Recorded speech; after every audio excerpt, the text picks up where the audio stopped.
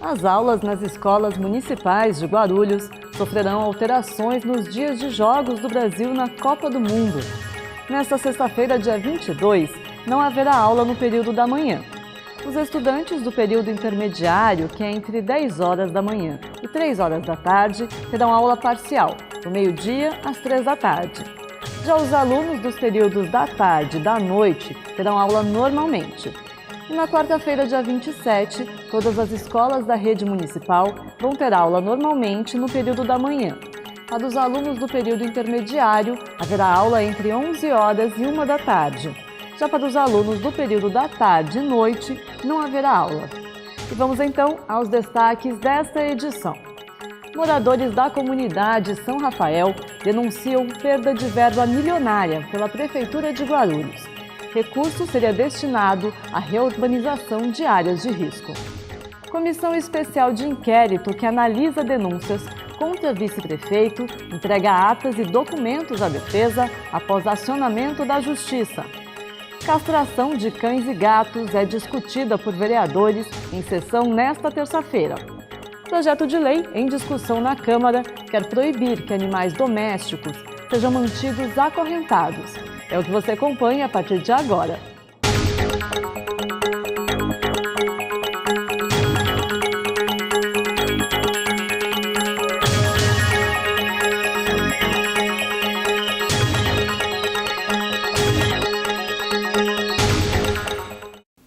Olá, sejam bem-vindos a mais uma edição do Jornal da Câmara, hoje dia 20 de junho de 2018. Na sessão da última terça-feira, moradores da comunidade São Rafael foram à tribuna fazer uma denúncia. Segundo eles, a Prefeitura de Guarulhos perdeu uma verba milionária destinada à reurbanização de áreas de risco. Veja os detalhes. O sonho da casa própria virou pesadelo. Na sessão desta terça-feira, 19 de junho, moradores da comunidade São Rafael, que esperavam há anos por uma verba milionária destinada à reurbanização, denunciaram o cancelamento do contrato de habitação com a Caixa Econômica Federal. O munícipe Gilson de Souza Santos disse que a prefeitura perdeu o prazo para a utilização dos recursos. A verba destinada para a urbanização da favela São Rafael, no dia 30 de março, senhores vereadores, gostaria da atenção, foi perdida. Dia 30 de março, a informação que a gente recebeu oficialmente dentro da Secretaria de Habitação, que perderam o prazo e não tem mais essa verba federal. Então eu não quero aqui desculpa, que é problema de A ou B. O problema é que nós temos mais de 1.000 pessoas que vão ser despejadas e precisamos ajudar essas pessoas que estão para ser despejadas de área de risco. Para o vereador Geraldo Celestino, do PSDB, a explicação está na ausência da certidão negativa de débitos, a CND, e na dívida deixada pelo governo anterior. A Caixa Federal disponibilizou, através do governo federal, 67 milhões para o município. E o município teria que entrar com a contrapartida de 27 milhões. Além do município não depositar a contrapartida de 27 milhões na administração anterior, do Partido dos Trabalhadores, eles não tinham a CND, que é a certidão negativa de débito. O município estava inadimplente, não podia receber verba federal, nem verba estadual, verba nenhuma pública. Então nós estávamos impedidos de receber. E não foi feita a urbanização, essa verba ficou à disposição no governo federal até março desse ano, onde venceu o prazo. E hoje, para o município retomar esse projeto, teria que fazer um depósito de 37 milhões de reais. E a situação financeira que nós estamos passando, a situação financeira do município, a dívida que nós herdamos do governo anterior de 7 bilhões e meio e um orçamento de 4 bilhões, onde 1 bilhão é para a saúde, 1 bilhão para a educação, pagamento de funcionário público e a infraestrutura da cidade. É muito difícil o governo conseguir se reorganizar e reaver aquele convênio. O vereador Paulo Roberto, do PP, disse que alertou o governo diversas vezes para evitar a perda de recursos. Veja bem, eles vêm se arrastando, não só dessa administração, já da administração passada, mas só que está culminando com o término, né, a paciência, né, de quem elaborou o contrato, ou seja, da Caixa Econômica Federal. Então, os contratos, eu vinha dizendo, em meados de setembro de 2017, eu alertava, falei, olha, nós vamos perder 2 contratos ou 3 contratos. Quando chegou em fevereiro de 2018, eu subi à tribuna desta casa e alertava, olha, nós vamos perder os contratos da Vila São Rafael, Vila Flora. E combinou também com o contrato do Pimentas 1. Então, vejam bem, eu sei que é difícil, eu não quero atribuir a culpa totalmente à atual administração, mas não foi falta de alertar. Eu acho que faltou um maior contato através da Secretaria da Habitação, né, com o governo federal, para que se protelasse ou para que se negociasse esses contratos, que se empurrasse, porque realmente o município não tinha CND, isso eu sei, a certidão negativa de débitos. Passou a tê-la agora.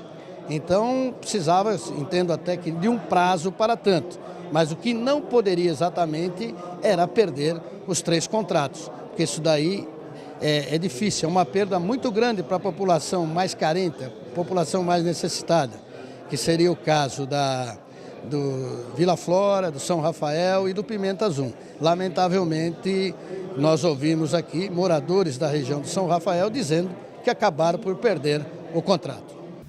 A reunião da Comissão Especial de Inquérito, que analisa denúncias contra o vice-prefeito Alexandre Zeituni, foi marcada nesta segunda-feira pela entrega de atas e documentos à defesa do acusado após o acionamento da Justiça. Na reunião desta terça-feira estava marcado o segundo depoimento do vice-prefeito Alexandre Zeituni, mas a defesa dele entrou na Justiça alegando que precisava de acesso a documentos e atas produzidos após o dia 22 de maio e solicitou prorrogação do prazo do depoimento. O juiz deferiu o pedido. Então, os parlamentares da SEI entregaram à defesa cópias de todos os documentos e das atas que integram os trabalhos da comissão. Segundo o presidente da SEI, vereador Marcelo Lula Seminaldo, do PT, esses documentos estavam à disposição para consulta. Foi uma estratégia que a defesa dele adotou de pedir que fosse reagendado um novo interrogatório, uma vez que, na verdade, já não tinha nem necessidade mais disso, porque ele já tinha sido ouvido, tinha sido acariado, mas a defesa, de forma muito inteligente, pediu que ele fosse ouvido uma vez mais, e aí foi até o Poder Judiciário dizendo que ele não poderia ser ouvido, uma vez que ele não tinha tido acesso aos documentos que tinham sido produzidos até aquela data. Então, hoje a gente deu cópia aqui para eles de todo o processo e vamos fazer aí a oitiva deles na próxima sexta-feira às 14h30. O relator, vereador doutor Eduardo Carneiro, do PSB, terá até o dia 28 para apresentar o relatório final da SEI. A Procuradoria da Mulher se reuniu na manhã desta terça-feira. As discussões tiveram como destaque o caso dos brasileiros que constrangeram uma jovem russa em vídeo polêmico, amplamente compartilhado nas redes sociais. Na última terça-feira, o assunto principal da reunião da Procuradoria da Mulher foi o vídeo machista gravado durante a Copa do Mundo da Rússia. Nas imagens, que foram amplamente divulgadas nas redes sociais nos últimos dias, vários torcedores brasileiros constrangem uma mulher estrangeira, pedindo para que ela repetisse termos chulos em português. Indignada com o vídeo, a procuradora especial na Câmara, Janete Lula Pietá, decidiu enviar uma nota de repúdio ao Itamaraty.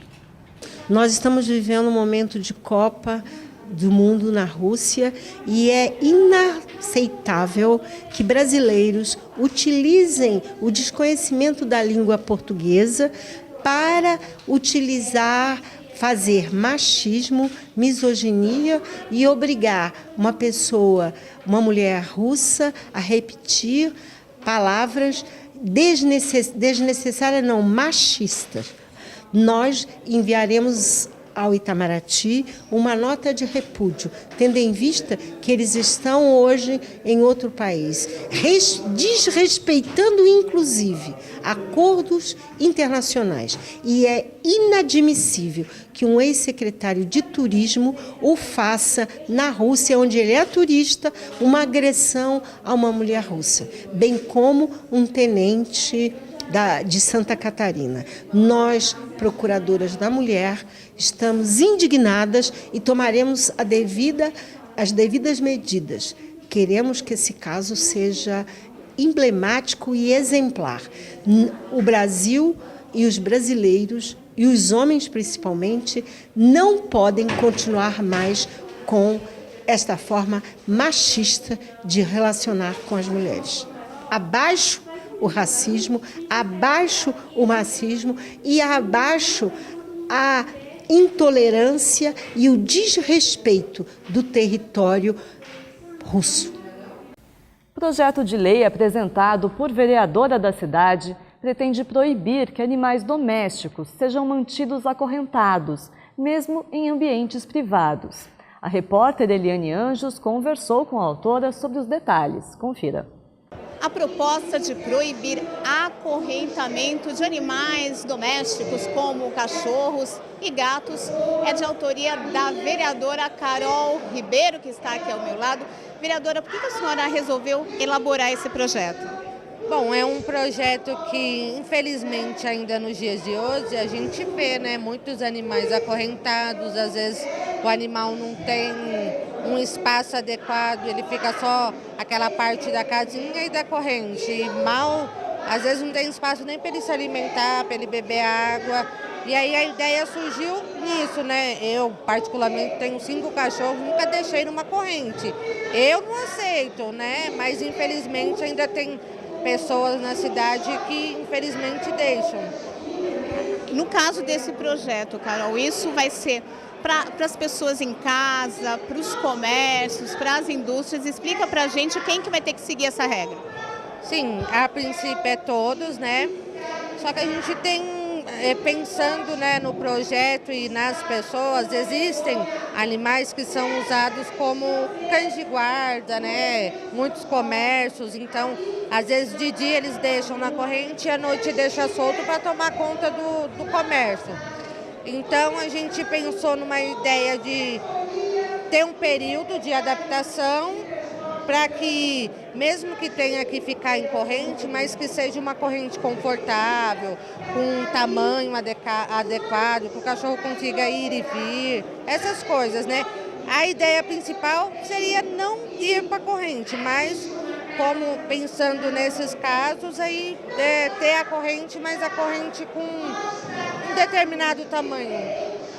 E esse período seria aí um período de transição de 2 anos, é isso? Isso, 2 anos, porque a ideia, na verdade, seria um abrigo para os animais, né? Assim, mas a gente sabe que já é difícil, né? Até você ter um imóvel, imagine um abrigo, né?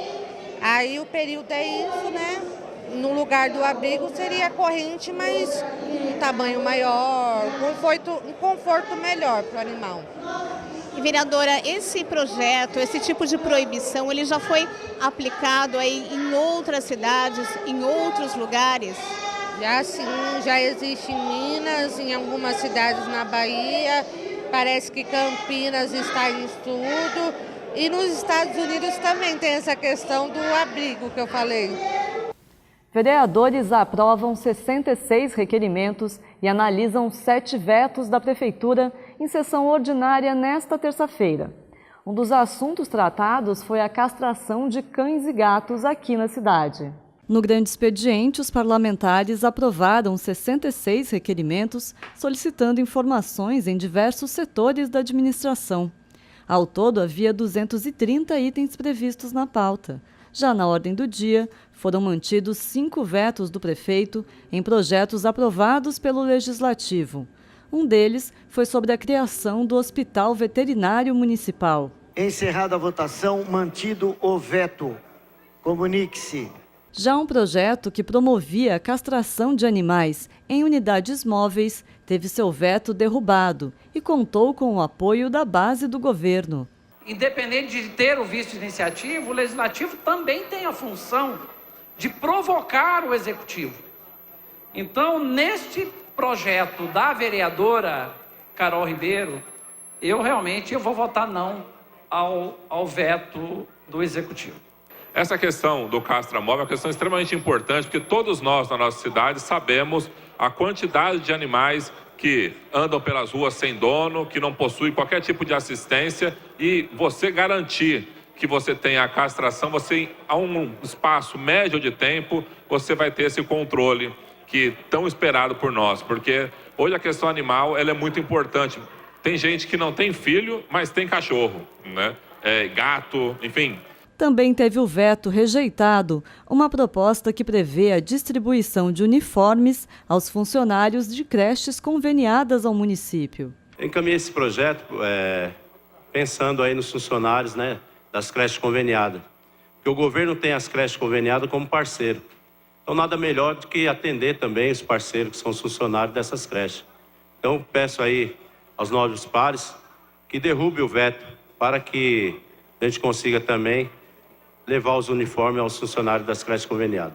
Quando você estabelece uma rede de convênios, não há problema nenhum, desde que você prime pela universalidade, pela gratuidade e pela equidade.